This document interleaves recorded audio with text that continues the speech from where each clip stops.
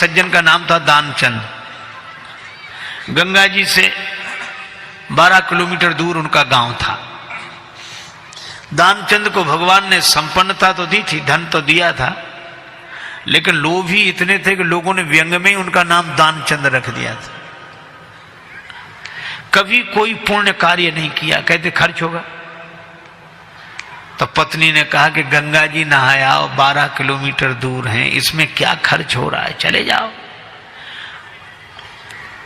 सवारी की भी जरूरत नहीं, पैदल पैदल चले जाओ और गंगा जी तो नहा लो। ठीक है, बहुत कहा तो सोचा जीवन में एक बार गंगा जी नहा लें, क्या हर्ज है, 12 किलोमीटर दूर है गंगा जी जा। पैदल पैदल गया, खर्चा कौन करे सवारी। अब गंगा जी किनारे पहुंचकर सोचा घाट पर नहीं जाएंगे, वहां पंडा लोग रहते हैं, पंडा कहेंगे विधान दो। तो मुर्दा घाट पर गए।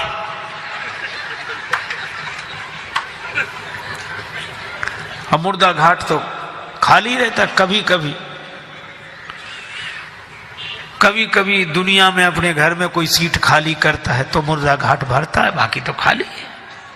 सोचा ये ठीक, न पंडा का झंझट, न दान का, न पुण्य का।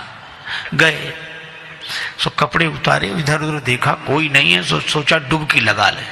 सो जैसे ही प्रवेश किया, डुबकी लगाई। अब कथा बड़ी सुंदर है, भगवान को हंसी लगी कि इतना लोभी आदमी नहीं देखा। तो भगवान ने सोचा कि चलो आज हम इसको छकाते हैं। तो दानचंद ने देखा इधर उधर कोई नहीं था, पर गंगा जी में जैसे ही डुबकी लगा के और बाहर निकले, वैसे ही पंडा के रूप में भगवान उपस्थित। यजमान की जय हो।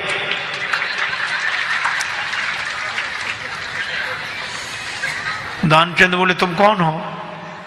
भगवान ने कहा कि हम पंडा हैं, संतोषी ब्राह्मण हैं, इसी घाट पे पड़े रहते हैं। दानचंद बोले मुर्दा घाट भी नहीं छोड़ा।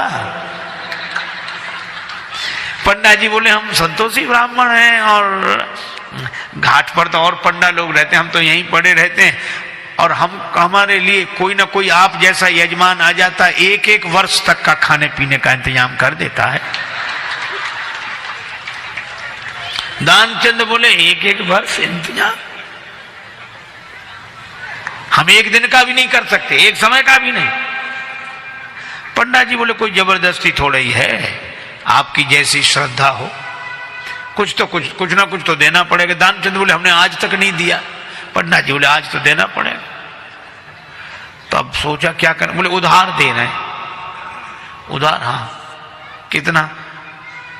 बस वो एक धेला, उन दिनों चलता था एक धेला, बस 1 पैसा। भगवान ने कहा चल दिया तो संकल्प करा लिया, 1 धेला उधार देकर 12 किलोमीटर गया, नहाया, फिर 12 किलोमीटर पैदल चलकर आया। शाम होने को आई, थका हुआ दानचंद बेचारा घर में भीतर सोने ही जा रहा था। तब तक दरवाजे पे आवाज आई, यजमान की जय हो। दानचंद का देखो कौन है। पत्नी बाहर गई, देख कर आई और बोली किसी पंडा से कुछ देने के लिए कहे आए थे? दानचंद बोले कहा था। बोले आ गए, बाहर आई हैं। दानचंद बोले आ गया वो? हाँ। दानचंद बोले कि कह दो कि अभी दानचंद बीमार हैं, 2-4 दिन बाद आना। पत्नी ने कहा कि वो तबीयत खराब हो गई, वो बीमार ज्यादा है, आप 2-4 दिन बाद आना। पंडा जी बोले दान मिले चाहे ना मिले, पर हमारे संकल्प में वो हमारे यजमान बीमार हो, ऐसे संकट के समय यजमान को छोड़ना धर्म नहीं, हम भी यहीं रहेंगे जब तक वो स्वस्थ नहीं हो जाते, यहीं इंतजाम कर दे। आप तो सामग्री ला दो, हम तो बना लेंगे अपने हाथ से भोजन।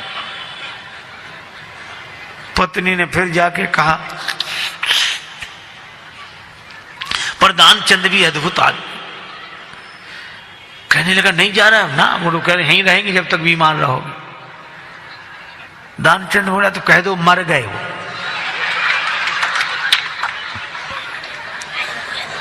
तो ये ऐसे कैसे कह दें? दानचंद बोले तुम कह दो हम श्वास रोके पड़े रहेंगे। पत्नी ने झूठे जाकर रोते हुए अभी अभी चले गए वो, समाप्त। पंडा जी बोले चले गए, मर गए? अरे राम राम, लेकिन यजमान का जब तक अंतिम संस्कार ना हो जाए हम कैसे जा सकते? और तुम कहां बुलाती फिरोगी लोगों को, गांव इतना बड़ा, हम ही सबको खबर किए देते हैं। अब पत्नी बहुत को सुनो सुनो पंडा जी, तब तो अमित रूप प्रगटे ते ही काला, पूरे गांव में कह दिया कि दानचंद चले गए चले गए। अच्छा, लोग सचमुच इकट्ठे हो गए और भगवान को भी मन में हंसी लगे, ऐसा जिद्दी आदमी श्वास रोके पड़ा। लोगों ने उसे मुर्दा समझकर उठाया। अब उसकी पत्नी रोवे, और वो सही में रोवे, वो कहे ये मरे नहीं है। और गांव वाले कहते जाने वाला तो गया, ये तो तुम्हारा मोह है। वो कहे कि नहीं मरे, गए तो वो बेचारी रोती रही, कौन सुने। दानचंद को उठा लिया, बांध लिया, और वो भी बंध गया। भगवान ने कहा कि हद हो गई, ऐसा आदमी हमने नहीं देखा। भगवान को लगा कि सब हमसे हार जाते हैं, आज हम हार गए इससे। ले गए, चिता पर रख दिया, अग्नि लगने वाली थी। भगवान ने कहा मर जाएगा लेकिन देगा नहीं कुछ। तो भगवान ने कहा कि यजमान के कान में हम कुछ मंत्र बोलेंगे। हाँ ठीक है। सो भगवान ने कान में कहा, आया हूं बैकुंठ से तुम हित नाता जोड़। भगवान ने कहा कि हम हार गए, हम भगवान हैं, बैकुंठ से आए, तुमसे नाता हमने जोड़ा। सो पंडा ने जो कहा कि आया हूं बैकुंठ से तुम हित नाता जोड़, तो दानचंद ने सोचा ये το भगवान है। सो आंख खोली, और जो आंख खोली तो वही पंडा, और जो पंडा को देखा तो फिर आंख बंद कर ली। भगवान ने कहा कि हम तुमसे कुछ नहीं लेंगे, मांग ले वरदान कछु।